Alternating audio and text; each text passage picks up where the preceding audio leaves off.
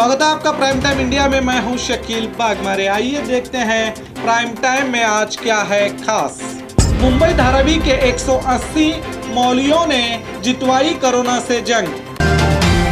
हाथरस पीड़िता के खिलाफ बीजेपी नेता का विवादित बयान, महिला आयोग ने दिया नोटिस। शाहीनबाग मामला, मुजाहिरे के नाम पर अवामी मुकामात पर कब्जा नहीं किया जा सकता, सुप्रीम कोर्ट। अभी तक सीएम योगी पीड़िता के परिवार से मिलने क्यों नहीं गए? क्या दलितों से बदबू आती है? चंद्रशेखर आजाद का सवाल।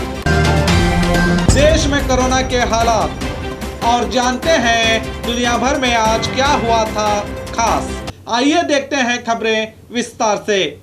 मुंबई धारावी के 180 मौलवियों ने जितवाई कोरोना से जंग। धारावी के 180 मौलवियों ने कोरोना महामारी से लड़ने के लिए लोगों को समझाकर और एक दूसरे का साथ देकर इस महामारी से जंग जीतने के लिए अपना बड़ा योगदान दिया है। दुनिया के सबसे घनी आबादी वाले धारावी, जो एशिया का सबसे बड़ा स्लम में से एक है, जो कोरोना का हॉट स्पॉट बन चुका था। यहां पर पहला मामला अप्रैल में सामने आया था। उसके बाद धारावी में कोरोना के मामले बढ़ते ही जा रहे थे, लेकिन आज यहां कोरोना के केस ना के बराबर हो गए हैं। धारावी में 6.5 लाख लोग रहते हैं, जिनका सोशल डिस्टेंसिंग करना नामुमकिन था, क्योंकि यहाँ कम्युनिटी टॉयलेट्स, झुग्गी झोपड़ियां, छोटी सड़कें और तंग गलियां मौजूद हैं। अब तक धारावी में 3239 केस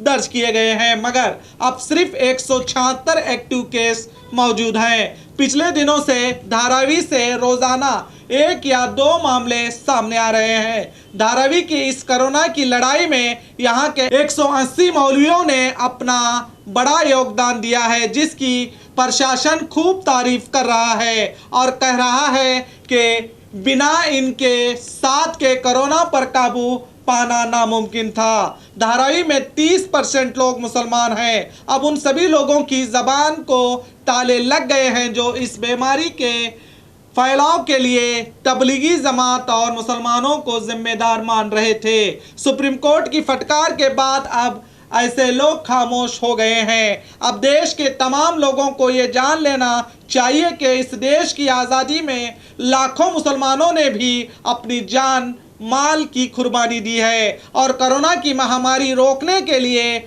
अपना प्लाज्मा दान देने के लिए सबसे पहले यही लोग सामने आए थे। ये किसी को भी नहीं भूलना चाहिए।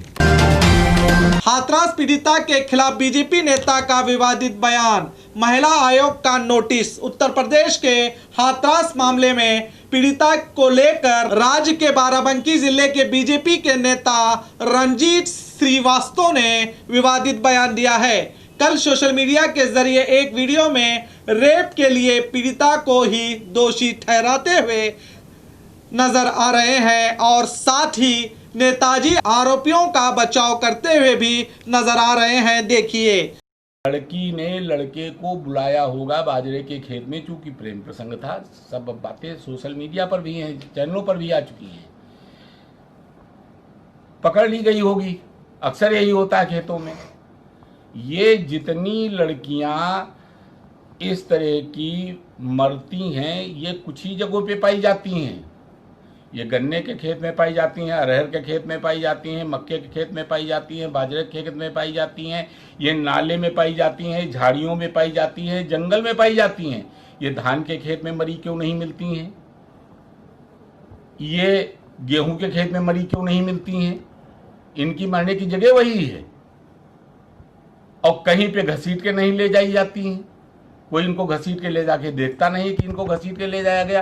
तो आखिर ये घटनाएं इन्हीं जगहों पर क्यों होती हैं? ये पूरे देश स्तर पर जांच का विषय है।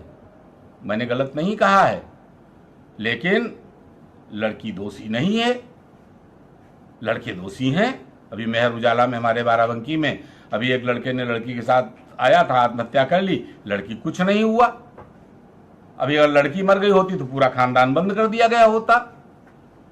तो कहने का मतलब ये है कि ये जो चीजें हो रही हैं समाज में, ये बहुत बड़ा पतन है। और मैं अपने समाज से कहना चाहूँगा कि अब वो दिन ना आने दें कि लड़की पैदा होते हुए मार दी जाए या सती प्रथा दोबारा लागू कर दी जाए। और मैं उन लड़कों को, निर्दोष लड़के हैं, सीबीआई इंक्वायरी हो गई है, उनको छोड़ा जाए, वरना अगर वो मान लिया जांच में निर्दोष पा जाए गए तो ये उनकी जो जवानी के दिन जेल में बीतेंगे, उनको जो मानसिक प्रताड़ना हो रही है, उनके साथ जो कुछ गुजर रहा होगा निर्दोष लड़कों के साथ में जेल के अंदर, तो ये दिन कौन वापस करेगा? उनकी जवानी कौन वापस करेगा? इनको कंपनसेशन कौन देगा? इनको मुआवजा कौन देगा?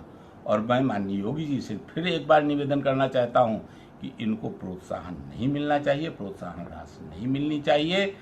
अगर घोषणा भी की हो।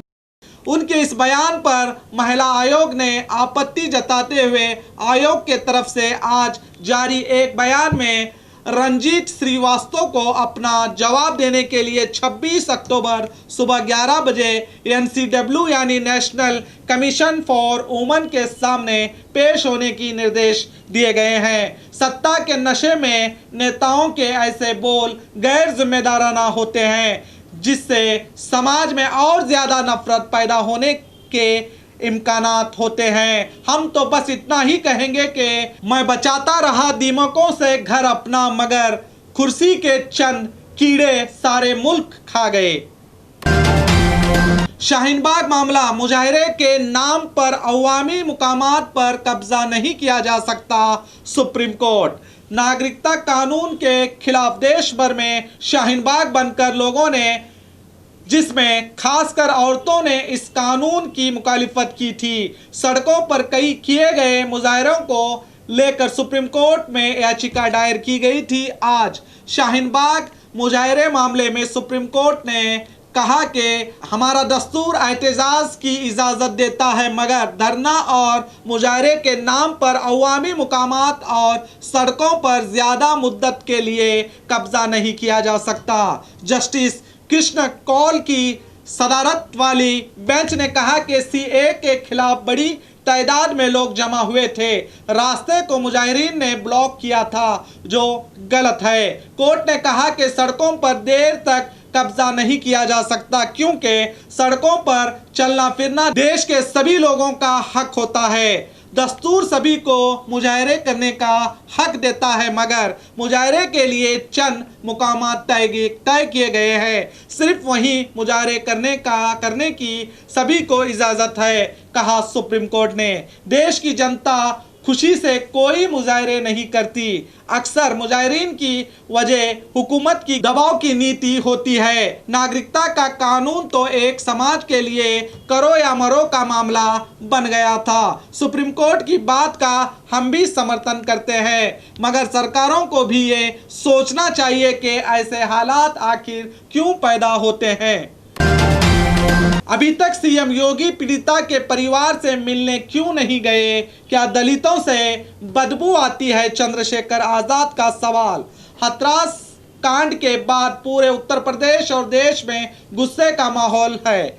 लोग पीड़िता के साथ सरकार के बर्ताव को लेकर नाराज हैं। ऐसे में भीम आर्मी प्रमुख चंद्रशेखर आजाद ने सरकार पर आरोप लगाते हुए कहा है कि अभी तक पीड़िता परिवार से मिलने CM योगी क्यों नहीं गए, और सवाल पूछा कि दलितों से बदबू आती है क्या? मामला CBI को दिया है तो SIT क्या कर रही है? कहीं ऐसा ना हो कि कल इस मामले को ऑनर किलिंग घोषित किया जाए। पीड़ित परिवार को CBI पर भरोसा नहीं, इसीलिए इस मामले की अदालती जांच होनी चाहिए, कहा चंद्रशेखर आजाद ने। आज सत्ता के गुरूर में देश के चंद लोगों ने अब ऐसे हालात पैदा करने की कोशिश कर रहे हैं जिससे देश की एकता और अखंडता को नुकसान पहुंचाया जा सकता है। सारे देश को एक रंग में रंग कर अपना एजेंडा चलाना चाहते हैं, मगर वो ये नहीं जानते कि अनेकता में एकता की सोच रखने वाले ये देश के लोग अंग्रेजों को जो कहते थे कि अपनी हुकूमत में सूरज कभी नहीं गुरूब होता, ऐसे अंग्रेजों को इस देश से भगा चुके हैं। हम तो बस इतना ही कहेंगे कि सुधर जाओ ऐ हुकूमत के गुरूर में बैठे हुए। ये दबदबा, ये हुकूमत, ये नशा, ये दौलत, ये सब किराएदार हैं जो घर बदलते रहते हैं। देश में कोरोना के हालात। पिछले 24 घंटे में देश में 72,049 से ज्यादा मामले सामने आए हैं। अब देश में कोरोना मरीजों की कुल तादाद बढ़कर 67,57,000 के पार हुई है। पिछले 24 घंटों में 986 लोगों की मौत होने से इस बीमारी से मरने वालों की कुल तादाद बढ़कर 1,04,555 हो चुकी है। देश में अब एक्टिव केस की तादाद बढ़कर 9,07,000 के पार हो गई है। वहीं इस वबा से ठीक होने वालों की संख्या बढ़कर 57,44,000 के पार पहुंच गई है। रिकवरी रेट बढ़कर 85% हुआ है, तो वहीं मौत का आंकड़ा घटकर 1.55% हुआ है। देश में इस बीमारी से मरने वालों की कुल तादाद अब 1 लाख के पार हो चुकी है। इस महामारी को रोकने के लिए पुलिस और महानगर पालिका के अधिकारी मास्क नहीं पहनने वालों पर आप 250 रुपए का जुर्माना